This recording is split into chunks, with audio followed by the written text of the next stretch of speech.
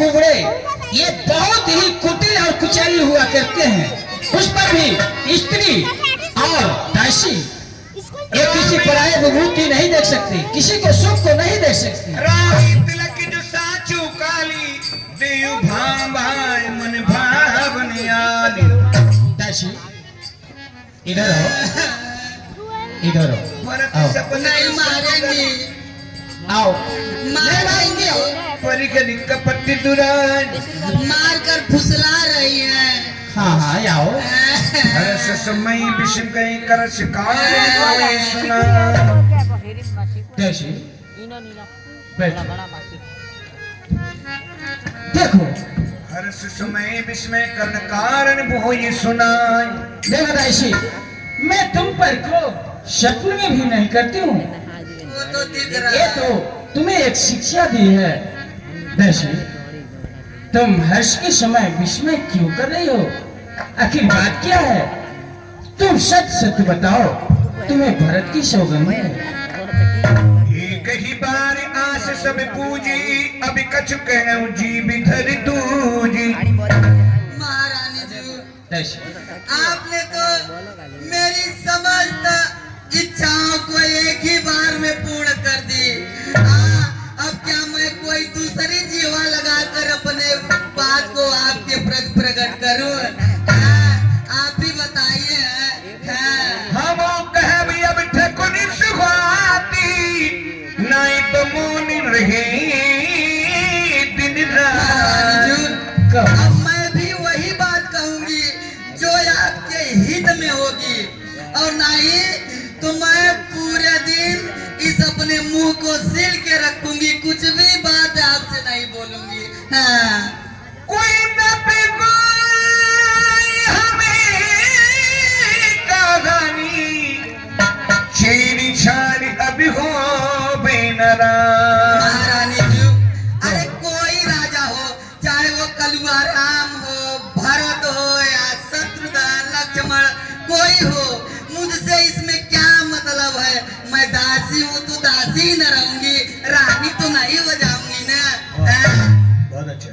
सादर पुनि पुनि पूछत ओही, शबरी गाने मृगी जन्म होगी। दासी, तुम सत्य सत्य बताओ, अपना छल कपट को त्याग कर तुम सत्य सत्य कहो, आखिर बात क्या है? क्योंकि तुम हर्ष के समय विस्मय कर रही हो। तुम पूछो मैं कगत डरायो, धरो मोर घर फोरी नाम। महारानी जी, कहो। अगर आप मुझसे पूछ ही रही हैं तो मैं डर से अवश्य कहूंगी, डरते हुए जरूर बताऊंगी। वैसे भी आपने तो मेरा बहुत प्यारा नाम रखा है ना, घर फोड़नी, ये कोई नाम है? बताइए, बचपन से मैं आपका लालन पालन की, आपकी सेवा की, और आज मेरा नाम घर फोड़नी रखी है। चतुरी, अब देखिए यहाँ से शुरू होती है मंत्र। चतुरी गंभीर रानी रामे में तारी, ये पीछी काई निजी पाती सवारी।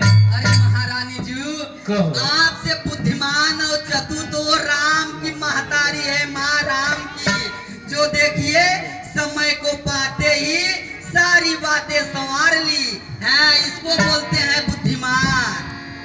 पठियो भरत भूप ननियो रे, राम मात मत जान रे। महारानी जी, आपका पुत्र तो विदेश में है, ननियवरे गया हुआ है, ननिहाल में।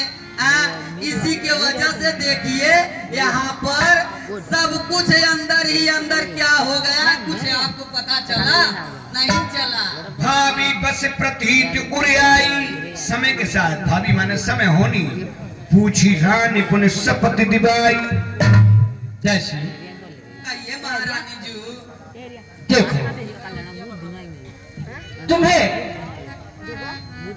पुत्र भरत की सौगंध है, तो सत्य सत्य बता, अपना छल कपट को त्याग कर, आखिर बात क्या है? कागा पूछो रानी, तुम अजहू न जाना, निज हित अनहित पशु पहचान। महारानी जी, कहो। इतने देर से मैं आपको समझा रही हूँ, आपने मेरी बातों का कोई मोल ही नहीं लिया, कुछ समझा ही नहीं। अरे अपने हित एवं अनहित के लिए तो पशु पक्षी भी सतर्क रहते हैं, वो भी अपना हित और अनहित पहचानते हैं महारानी जी। राम तिलक काज जो भयऊ, तुम कहो विपत्ति बीज भी दीबे। और एक बात कान खोल कर सुन लीजिए, अगर वो राम राजा बन गया तो समझ लीजिए आपने काल का बीज बो लिया। हाँ, फिर विपत्ति के सिवा सुख कभी हाथ में नहीं लगेगा महारानी जी।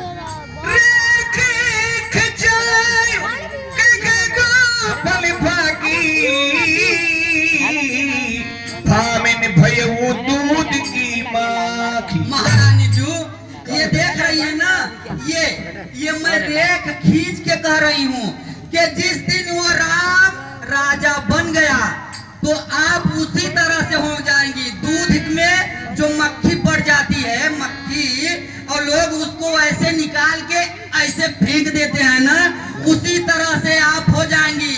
इस अयोध्या नगर से आपको निकाल दिया जाएगा महारानी जी। हाँ। सुन मंथरा बात फुर तोरी, दहानी आंख निति फरी कति मोरी। मंथरा, तुम सत्य कह रही हो, क्योंकि मेरी दाया नेत्र प्रतिदिन फड़का करती है, परंतु मैं बस तुमसे नहीं कह सकती। दिन प्रति देखो, रात को सपने कहूं न तो ये मोह बस अपने। दासी, मैं रात दिन प्रतिदिन बुरी सपना देखा करती हूँ, परंतु मोहवश तुमसे नहीं कहती दासी। मैंने पूछा कोनी रखतन खाची, भरत भुआल हो ये साची। महारानी जी, कहो दासी। अगर आप सही सलाह मेरे द्वारा जानना चाहती हैं तो मैं ये बता रही हूँ, क्योंकि मैं ज्योतिषों से पता लगाई है कि आपका पुत्र भरत जरूर राजा होगा। ये मैं रेख खींच के कह रही हूँ। हाँ। परौ कु विपत तुई बचन सकौ भूत पति त्याग, कह से मोर दुख देख बड़ कसन करब हितिना। दासी, कहिए महारानी जी। परंतु कैसे राम, कैसे भरत बबुआ राजा होंगे, ये तुम बताओ। दासी, तो मेरा भला चाहती है,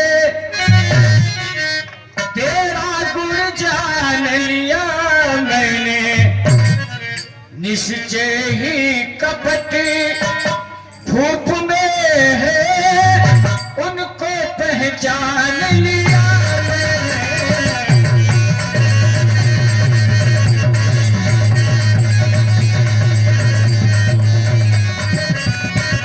ऐसे तो बुद्धिमती बूढ़ी है, तू ही अब मार्ग बता दासी। हो भरत लाल को राज तिलक, वह सरल उपाय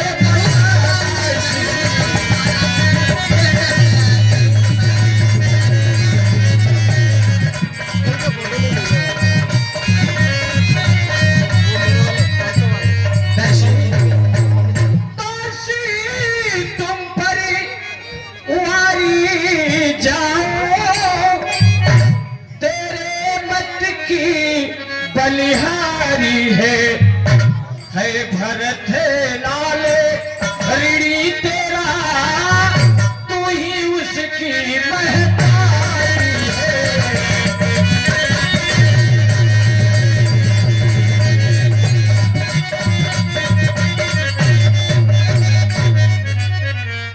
दासी, अब तो मैं डूब रही हूँ, डूबे हुए को सहारा तू ही दे सकती है। नहीं हर जन्म भरब बर जाई, जियत न करो साथ शिविकाई।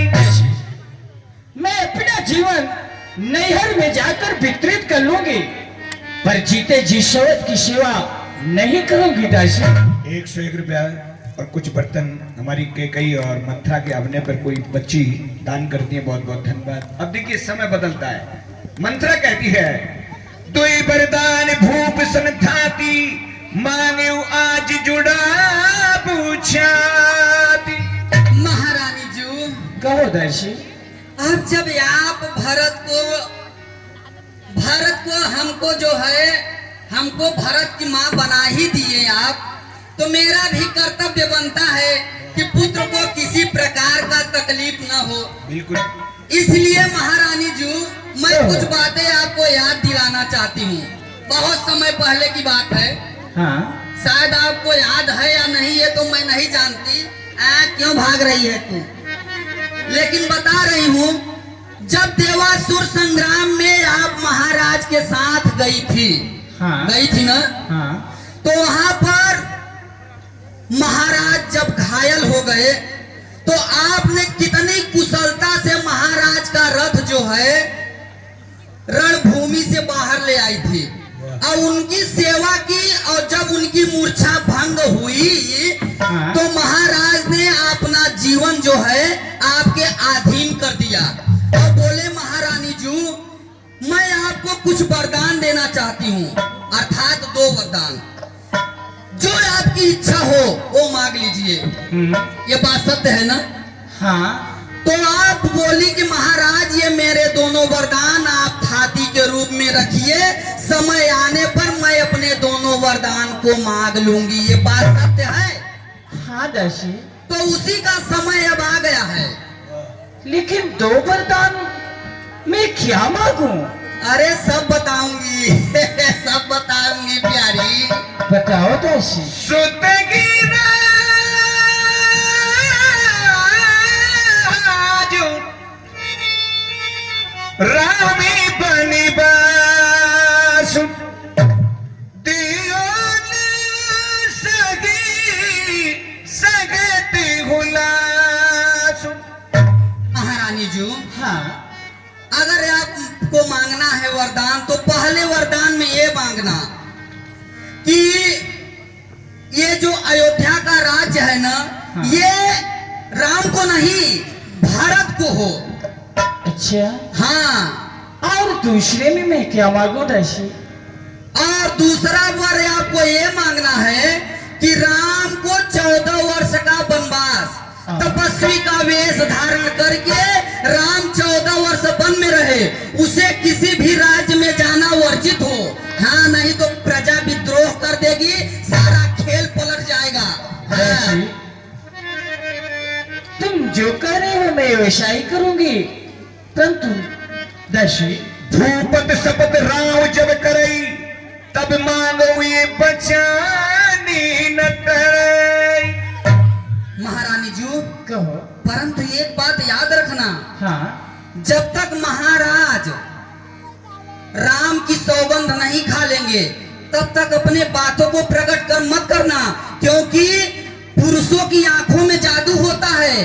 कैसे बहला फुसला करके जो है स्त्रियों को अपने बस में कर लेते हैं। तुम्हें ये कर दूंगा प्यारी रानी, ये बनवा दूंगा, ये दिलवा दूंगा, परंतु कुछ सुनना नहीं है आपको, नहीं सब काम बिगड़ जाएगा। दासी देखो, कदाप नहीं होने दूंगी। हाँ, कदाप नहीं होने दूंगी। जो कौशल्या की मनमानी है, बिल्कुल राज बनेगा भरतलाल, यह जिद मैंने ठानी है। बहुत अच्छा। दासी। हाँ महारानी जी। पर सुनो, रामचंद्र है कोमल कुंवर। दासी, है रामचंद्र कोमल कुंवर, दोषी नहीं निर्दोषी है। 14 वर्ष वनवास बहुत, 2-4 वर्ष ही काफी है। अरे महारानी जी, आपके दिमाग में एकदम गोबर भरा हुआ है। कैसे कैसे मैं करके वहां से नाव कैसे कैसे यहाँ लाई, किनारे लगाई, तो आपने धक्का मार के सीधा उसको ठेल दिया, चली गई जलधारा में। क्या महारानी जी, मेरा मुंह दर्द करने लगा समझाते समझाते। अरे कुछ तो समझिए आप। 14 वर्ष उसको जो है अपने पुत्र भरत को राज्य संभालने में, प्रजा को अपने तरफ करने में कुछ समय लगेगा ना। 2-4 बरस में जब चला आएगा तो भरत अयोध्या में जो है, जो नीति है, जो ज्ञान है, जो राज्य को चलाने के योग्य जो बातें हैं, वो सब जान ही नहीं पाएगा। तो वो राज्यभार कैसे संभालेगा? और राम आ जाएगा तो प्रजा विद्रोह कर देगी। अच्छा, ठीक है राजा। राम को राजा बनाएगी, तब क्या करेंगी आप? चलो ठीक है, तुम जैसा कहोगे मैं वैसा ही करूंगी। हाँ तो ऐसा ही करो। हाँ। आप तुरंत जाइए कोप भवन में। हमारी बात सुन रही है ना? कोप भवन में जाइए, ये सब जो वस्त्र है ना महारानी जी, हाँ। ये सब उतार के फेंक